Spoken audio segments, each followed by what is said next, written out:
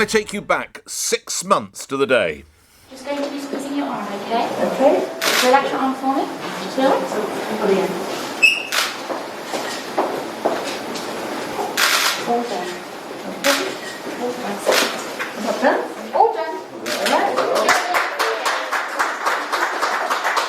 Margaret Keenan, who will go down in history getting the first vaccine at a local hospital in Coventry. And I'm probably too glib about these numbers, providing you're not driving a car, controlling an aeroplane, operating heavy machinery. Just close your eyes for a minute. Think of the numbers I'm about to give you.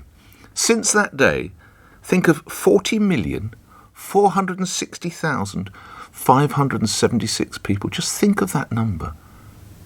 That's how many people have had their first shot. And now, I'll let you know, open your eyes in a minute, 27,921,294. Those fortunate souls, and I'm one of them, those fortunate souls have had both jabs. This is an enterprise, open your eyes now, this is an enterprise, the like of which I don't think has been seen, probably since the Normandy landings, which we so remembered, of course, last week. It is incredible, as I always say, involving British scientists, the NHS, the military, and an army of volunteers. So for once, although I'm always ready to pour a tub over the head of any politician who's standing by, shall we just press pause and credit the incredible job that's been done by everybody? And of playing a small part, Vaccines Minister Nadhim Zahawi, who joins me now. Congratulations, Minister. As you reflect on the months that you and your colleagues have worked through, what do you recall the most? What do I recall the most? The team, I think, is probably the secret sauce. Honestly, I have the privilege to work with some of the best human beings in the NHS, in the civil service. The two senior responsible officers on supply, Madeleine McTurnan on deployment, Emily Watson, are two of the best people I have ever had the privilege to work with, and I would hire them in a heartbeat if I was starting a new venture or doing anything in the future. They are incredible human beings. And then everybody else around them, whether it's Brigadier Phil Prosser, of 101 Logistics Brigade, or now Commodore Tom, who's taken over from Brigadier Phil Prosser, the thousands of volunteers, 80,000 vaccinated volunteers, 200,000 volunteers, the teams up and down the country who, it is absolutely the best of British. This is ordinary people doing extraordinary things because their country was in desperate trouble, in a plight from an invisible enemy.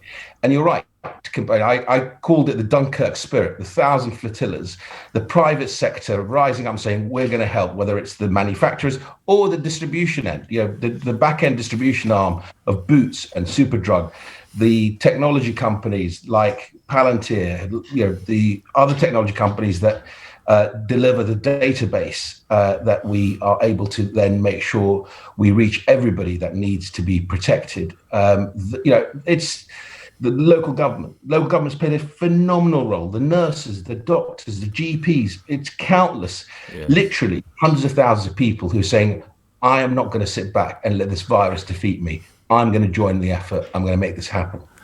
You will be the first to admit, Minister, it is still a work in progress and there is still a distance to be run. But were you always confident you'd be where we are in 6 months when it all began? What was the biggest hurdle to clear? And you've mentioned Dunkirk. Was there a sort of an Omaha Beach moment? Was there a dark day where you thought, my God, we're going to have to dig even deeper?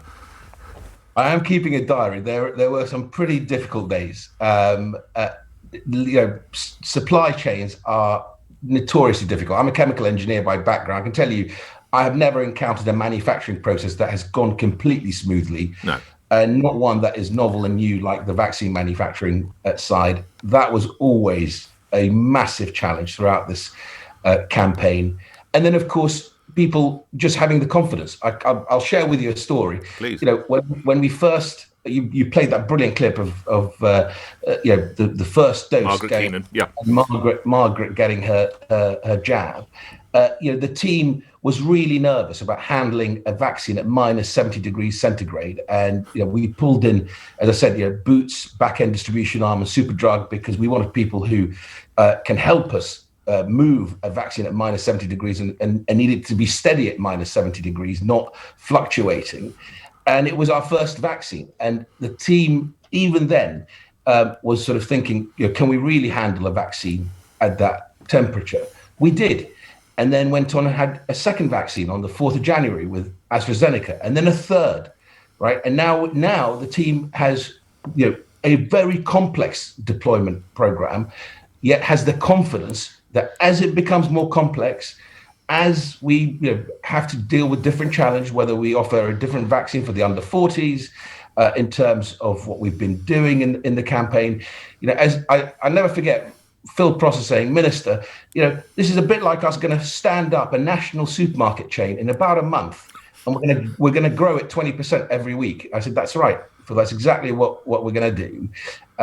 It is that confidence that then drives you on to do even better, to challenge yourself even more, to deliver even further. And I have to say, it's extraordinary. If the virus, Nick, was designed to challenge liberal democracies like ours, like Israel, like the United States of America, like Europe, then the vaccine, I think, is designed to play to the strength of the DNA of the four nations that make up these isles, because we're bloody good at organizing. We demonstrated it in 2012 in the Olympics. This is a quantum bigger, the biggest vaccination program in the history of this country. We've demonstrated again, we're good at organizing. That is what we are good at. The experts, the Joint Committee on Vaccination and Immunization gave us our priority list. We follow it and we deliver on it. And I am so proud. And on that point, you and your colleagues face a fresh challenge today, Minister. The vaccine programme, jabs offered to people aged over 25 from today, Mr. Zahawi. Yeah, absolutely. So as of today, we're sending out 200,000 text messages every day for the next few days to invite the 25, 26, 27, 28, 29-year-olds to come forward and get their jabs. And when you get the text, please come forward, because it protects you and it protects your family, protects your community. And of course, you mentioned the 27,921,294 second jabs. That's 53% of the nation is now protected with 2 jabs. We've got to keep doing the 2 jabs because that's the way we protect ourselves from these variants. And is that AZ or Pfizer or a mix of both, Minister? So for the younger cohorts, it's mainly Pfizer with a bit of Moderna as well, but it's mainly Pfizer. So should we have concerns about AZ? Well, look, first of all, these clotting incidents are very, very rare. The Joint Committee on Vaccination and Immunisation have said it's preferable for the under 40s to be offered an alternative, but if there's no alternative available, then having a protection of a vaccine is much better. So that's what we're following at the moment, and we have probably one of the best radar systems in the world. I call it a radar system. It is pharmacovigilance is the correct name for it. That the independent regulator, the MHRA, it's called the yellow card system. So they monitor every adverse incident that takes place because your GP, your doctor, your nurse, or you yourself can report an adverse incident to the yellow card system. It goes straight to the MHRA and to Public Health England, and they publish all this stuff. And it's brilliant because actually people have the confidence in the vaccine program. We have the highest confidence rating in the world in the sense that the adult population of the UK absolutely understand they've got to get themselves protected. I think over 90% of people say they're very likely to have the vaccine or have already had it because of that transparency, because of that ability for them to see that we have really strict, stringent regulation around safety of vaccines. Let's move from adults, 12 and above. Is it likely they might be offered the vaccination this summer? And would parents have the opportunity to opt out?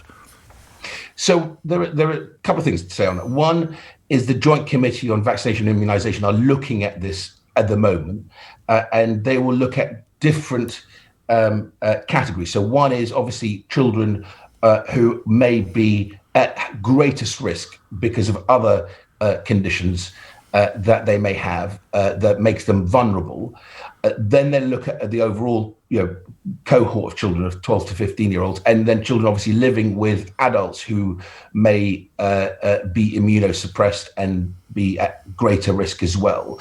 And we'll wait for their advice. On the deployment side, the infrastructure is ready that we can deploy at scale and offer that opt-in to parents if they want their children protected with the jab. Obviously, the regulators already approved the Pfizer-BioNTech vaccine as being very safe for 12 to 15-year-olds, as has the American regulator and the Canadian and the European regulator. But we'll wait for the Joint Committee to advise us, and then we will make that decision. But the actual sort of operational side, the deployment side, is ready to go. I don't know the age of your children. Would you have your 13 or 14-year-old son or daughter or nieces or nephews? Would you advise them to take the jab, Minister? So I've got two 24-year-olds, and they're definitely taking the jab. But I've got an 8-year-old. I would certainly have her protected if she was 12 or 13, because actually some kids, not many, but some will have severe or long COVID, and of course the ability to transmit to their family or their community. So the more protected we are, the better. Look, vaccines are unbelievably safe. I am a scientist by background as a chemical engineer, but I think they are the way forward for the whole world, not just for the UK. We've got to protect the whole planet ultimately. Couple of last points. As we've been speaking, news has broken that the NHS website appears to have been hit by a glitch. Thousands of 25 to 29-year-olds trying to book their vaccine appointments. There are two ways of looking at this, Minister. One is that we've got a real problem. The second is that there's a huge appetite for it out there, and people are trying to get on, in huge numbers. Minister?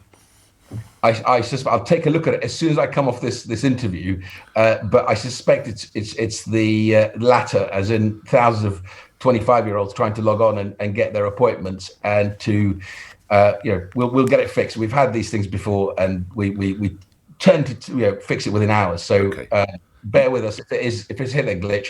We're sending around 200,000 texts a day, as I said earlier, to the 25-year-olds to get them. So wait for your text message and then log on. Okay, lastly, this weekend you will be contacted by the Prime Minister, I understand, because he will be taking soundings as to whether or not to go ahead with the so-called roadmap, the lockdown lifting on June the 21st.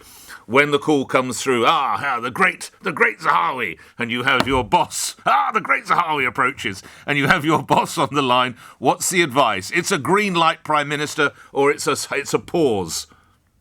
I would say to the Prime Minister, obviously we've, throughout this whole roadmap, we've shared the data with the nation, with your listeners, to really demonstrate how we got to step one. If you remember, there were 4 tests. 1, vaccinating at scale. That continues to go well. Big tick. Vaccines working. Yes, absolutely big tick if you get the 2 doses. That's really important. There's a race now for us to double dose as many people as possible, because clearly this variant, the B.1.617.2, is both more infectious and looks like it actually gives you more severe infection for some people. So one of the big concerns I have is that 30 to 40-year-olds having to be in hospital for 2-3 days for oxygen could increase because of this variant. 3, obviously, is infection rates, and we need to continue to bear down on infection rates. Hence why it's so important to act responsibly, even if we have a complete reopening of the economy. Please continue to act responsibly. And 4 is variants. And if those 4 tests are met, then we're in a good place.